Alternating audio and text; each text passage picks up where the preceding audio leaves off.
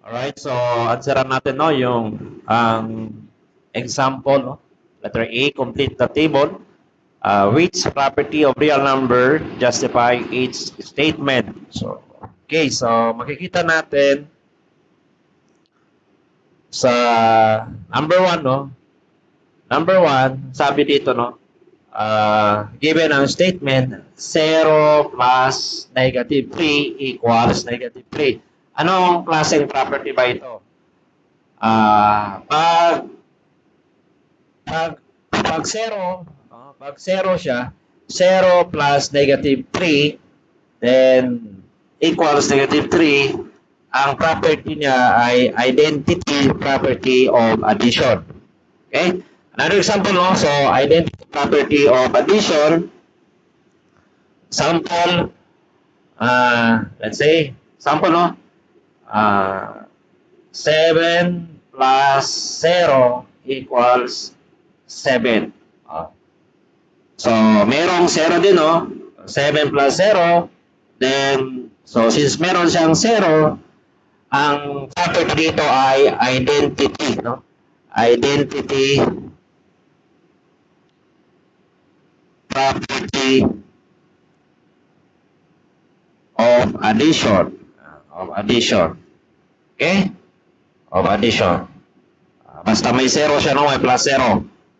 Basta may plus 0, ang property niyan is identity property of addition. Okay? Another example, let's say 8. Let's say no, 0 plus 3, 0 plus A is equals to A. Diba? So, may 0 na naman, no? 0, yeah, may 0 na naman. That is still identity property of addition. Kasi addition nga siya, no? Addition niya, no? Identity property of addition. Another example, let's say 27 plus 0 equals 27. That is still identity, no? Identity property of addition. So long may plus 0 siya, that is identity property of addition. Okay? Next tayo sa number 2. Erase natin muna example. Right. So sa number 2, okay? 2 times the parenthesis of 3 minus 5 equals 2 times 3 minus 2 times 5. So that is distributive property. Kasi i-distribute natin ang 2, no, sa 3 and minus then 2 times 5. That is distributive property. Example, no? Di ba? Sa number 2 natin, 2, 3 minus 5 equals 2 times 3 minus 2 times 5. Diba? So, balik, i-distribute natin ang 2, no? So, 2 times 3, ito siya. Diba? And minus din, no? And then, 2 times 5. So, ito ang 2 times 5. Okay? So, makikita mo ang 2 nandito, then ang 3, yan, then 2, ito na naman, and then 5. That is distributive property. Distributive property yan. Okay, distributive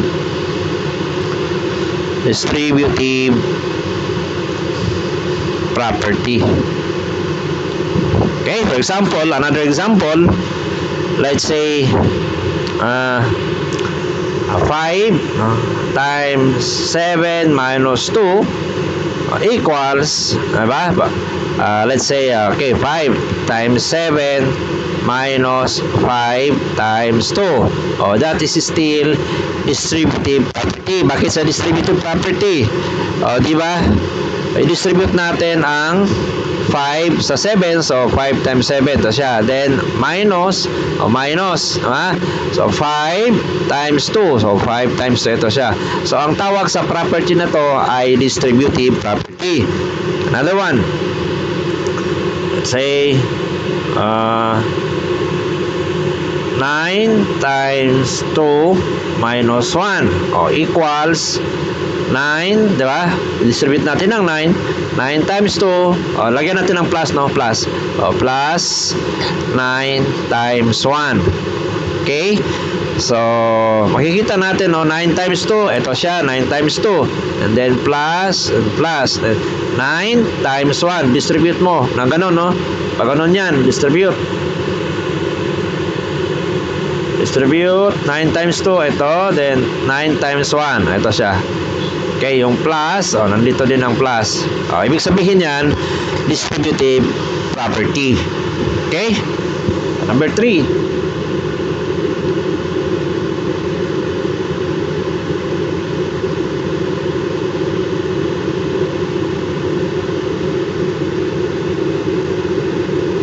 Okay, so number 3. Okay, madali lang ang number 3, no? Di ba? Nakita natin negative 6 plus negative 7 sa kabila. Negative 7 plus negative 6. May 6, then may 6, may 7, negative 7, may negative 7. That is commutative property of addition. Kasi nag-add tayo, no? Commutative property of addition. Okay. Commutative property of addition. Example ng commutative property of addition. Sulat natin. Commutative property of addition. Yan. So, ano ba yun? Negative 6, no? Diba? Negative 6 plus negative 7 equals negative 7 plus negative 6. Makikita natin, no?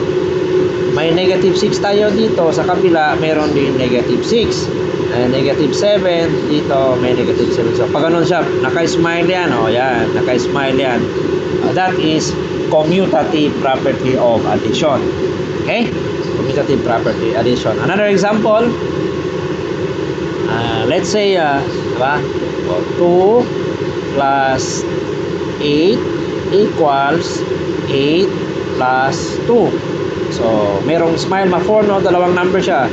Yan, at saka yan, diba? 8, 8, and 2, and 2. That is commutative property of addition. Diba? So, addition man yan, diba yan? Addition. Another one. Another example. Let's say, 12 plus 8 equals 8 plus 12. That is still commutative property of addition. Bakit? No? Dalawa lang ang number, no? 12 at saka 8. So, mag-form yan siya ng smile. Diba? Yan. And ito, 12 din. So, smile. That is commutative property of addition. Dalawang smile, no? Commutative property of addition. Okay? Proceed to number 4. Base natin muna. Yan. Right.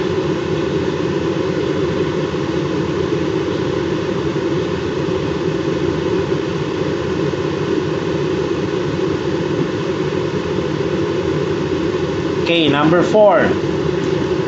Ang number 4, number 4, 1 times negative 9, that is identity property of multiplication.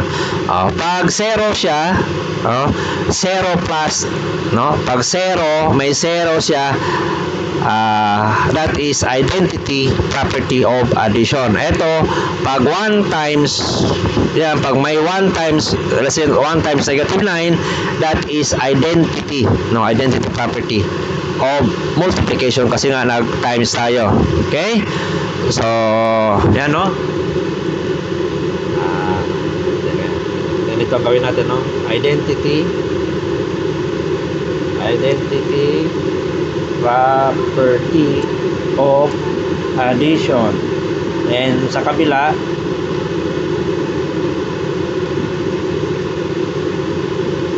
na naman, identity property of multiplication.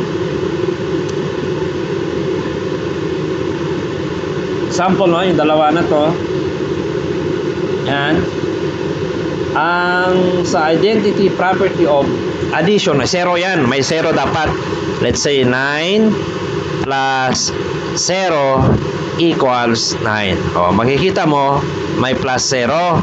Diba? So, that is identity property of addition. And then, sa identity property of multiplication, may 1 siya. Pero times, no? Let's say, 9 times 1 equals 9. Diba? May 1 siya, no? May times 1. So, that is identity property of multiplication. Okay, another one. Let's say 0 plus 3 equals 3. Diba? So, merong 0 dito. May 0. Kakikita mo. Diba? May 0. So, that is identity property of addition. Okay? So, sa kabila naman, let's say 3 times 1 equals 3. May times 1, no? May times 1. Andun pa rin ang 1. That is identity property of multiplication. Okay, another one. Let's say 8, no? 8 plus 0 equals 8. Okay, so again, no? May plus 0. Diba? May plus 0 yan. So that is under identity property of addition. Basta may 0 yan, no? May 0, makikita mo. That is identity property of addition. And then, another one, dito sa kabila, 8 times 1. That is equals to 8. Makikita natin, may 1, no? May times 1. Diba? So, that is under identity property of multiplication. Okay, nakuha? Paste natin.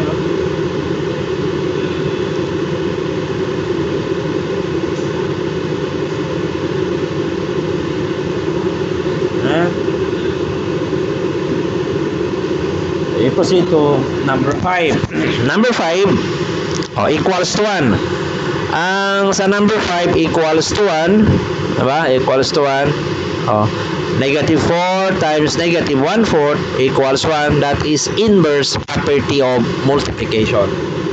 Inverse property of multiplication. Sulat natin. Copy lang. Copy. Sorry.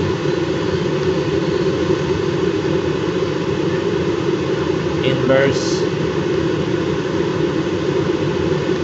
Yan. Ang sa inverse property of multiplication, example, negative 4, no, times negative 1/4 is equals to 1. Pag equals to 1 yan, tandaan nyo, pag equals to 1, yan, walang iba kundi inverse property of multiplication. Inverse property of multiplication. Another one, no? Let's say 7 times 1/7 equals 1, di ba? Again, pag equals to 1, that is inverse property of multiplication. Okay, another one, no? A times 1/A equals 1. Makikita mo, kita natin equals to 1. That is under inverse property of multiplication. Okay? Meron pa. Let's say 1/5 times 5 equals 1. Diba? So, basta equals to 1,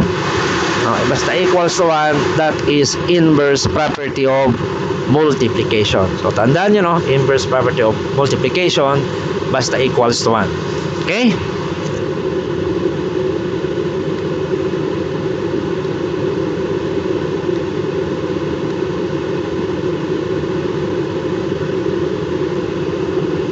Okay, number 6.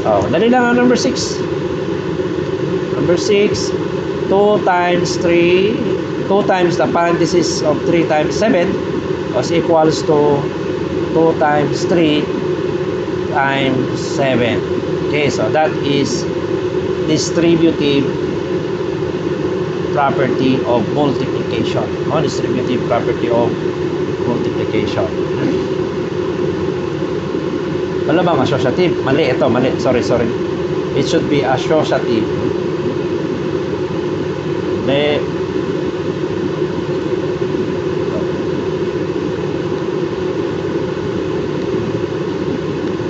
Associative yan, no? Associative property of multiplication. Copy, paste, okay? Then, ano? Then sa kabila,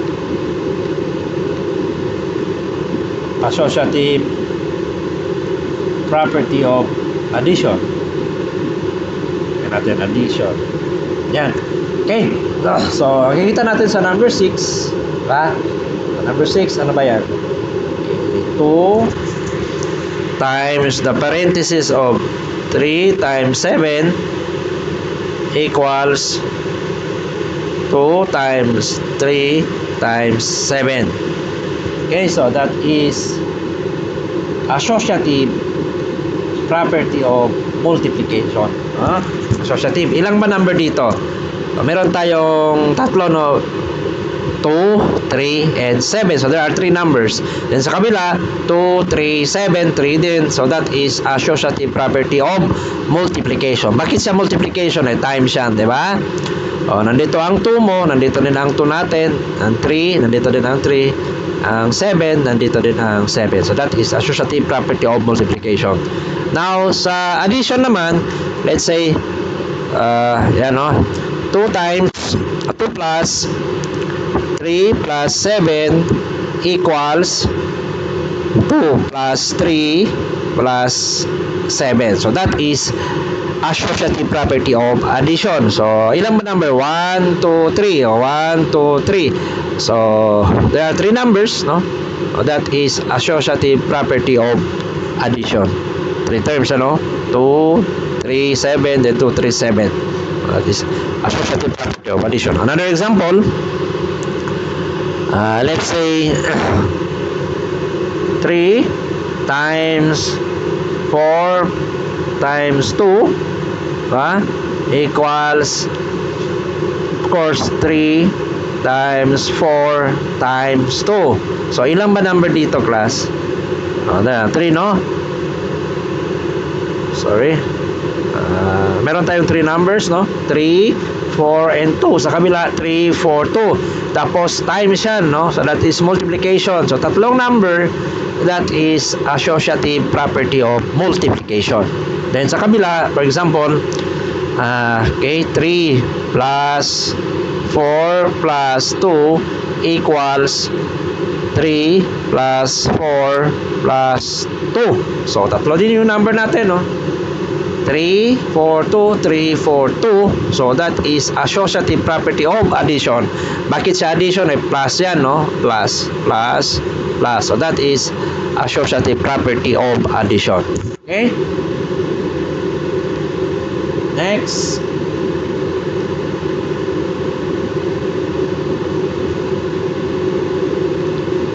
Anong next number? Okay, so number 7, basta class, di ba? 10 plus negative 10 equals 0. Basta equals to 0, that is additive inverse property. Pag equals to 1, ano ba bang equals to 1? That is inverse property of multiplication. Equals to 1, inverse property of multiplication. Pag equals to 0, inverse property, additive inverse property. So, try daw natin, no? Kopya, then paste. Yan. And then, sorry.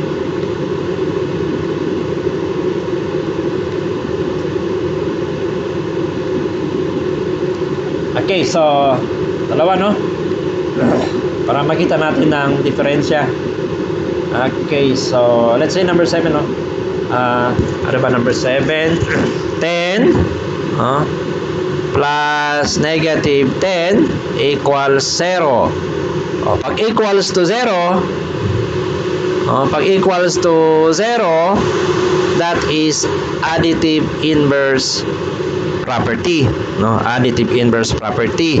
Let's say 5 plus negative 5 equals 0. So equals 0 na naman, no? Equals 0. So long as equals to 0, that is additive inverse property. Now sa inverse property dito sa kabila, inverse property of multiplication dapat equals to 1. For example, 10 times 1 over 10 equals to 1. So equals to 1. Basta equals to 1, that is inverse property of multiplication. Like another one, 5 times 1 over 5 equals to 1, of course. So pag equals to 1, matik yan, equals to 1, tandaan nyo, additive inverse property. Pag equals to 0, that is additive inverse property. Pag equals to 1 pala, pag equals to 1, that is inverse property of multiplication. Okay, ulitin ko, pag equals to 0, that is additive inverse property. Pag equals to 1, that is inverse property of multiplication. Okay? Number 9, number 8, madali lang ang number 8. Ilang numbers sa number 8? Sorry. Ilan ang number sa number 8? Ilan ang number sa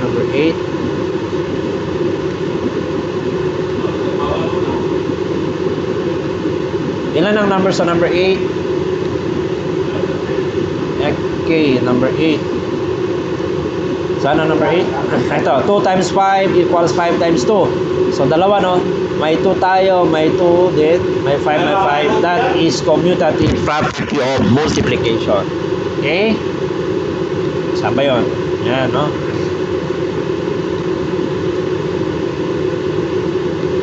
commutative property of multiplication. Then kabila, lagyan natin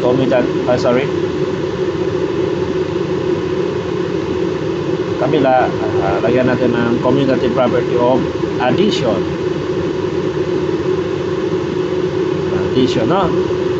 Okay, so let's say ano ba yan? Okay, 2 times 5 equals 5 times 2. Dalawa ang number, so magpo-form yan ng smile. May 5, 5, then 2, 2. So smile yan. So that is commutative property of multiplication. Bakit sa multiplication? Times man dito, times yan. Okay, next, pag 2 plus 5 equals 5 plus 2, diba? So ganun din, nagko-form yan ng smile, 5 yan, 2 and 2. So that is commutative property of addition. Number 1, let's say 7 times 2 equals 2 times 7. Okay, so may smile din, smile, 2 and 2, 7 and 7. Fine. That is commutative property of multiplication. Bakit sa multiplication? Kasi times yan, di ba? Next, example, 7 plus 2 equals 2 plus 7. So, ganun din. May smile, smile and smile. Yan. Okay? So, that is commutative property of addition. Bakit addition? Plus yan. Commutative property of addition. Okay. So, number 9. Ano ang number 9? Equals times 1, Pag times 1. Ano siya pag times 1? Number 9, Times 1. Ito to. Basta times 1. Hindi siya equals to 1, times 1. Pag times 1, that is identity property of multiplication. Plus 0, identity property of addition. Okay. Try natin ulit.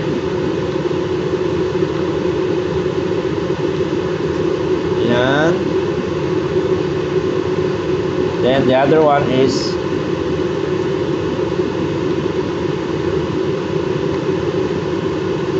property of addition.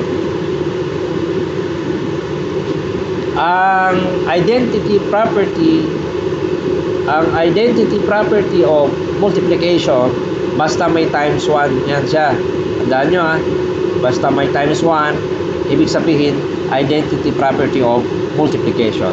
Sa identity property of addition, basta may plus 1 siya. Plus 0. Okay, pag makikita nyo plus 0, that is identity property of addition. Pag makikita nyo, pag may makita kayo na times 1, that is identity property of multiplication. For example,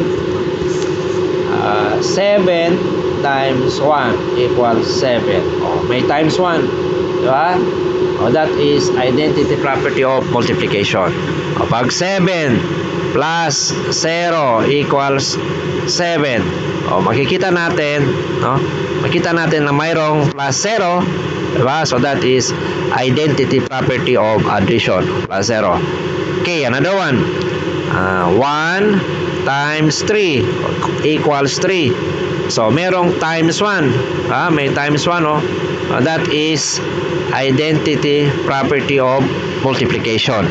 For example, 1 plus 0 equals 1. So, meron tayo dito na plus 0. Pag plus 0 plus, that is identity property of addition. Plus 0.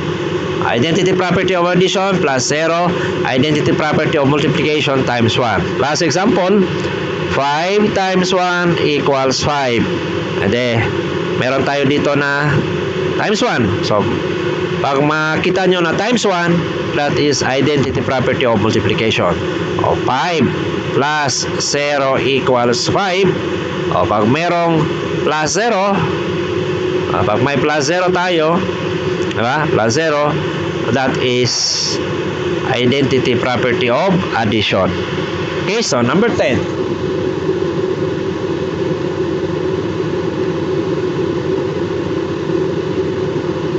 Number 10.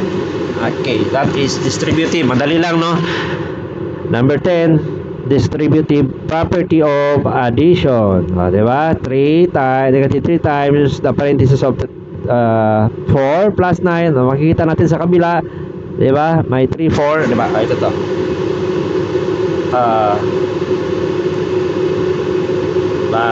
Negative 3 times 4 plus 9 equals negative 3 times 4 plus negative 3 times 9. 3 times 4, 3 times 4, ito siya. And then 3 times 9, ito siya. That is distributive property of addition. Okay? Distributive property of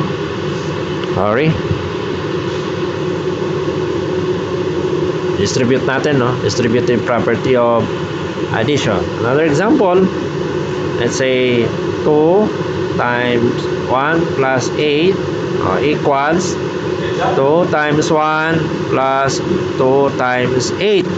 So, meron tayo, diba? Meron tayo dito na 2 times 8, 2 times 1. So, ito siya.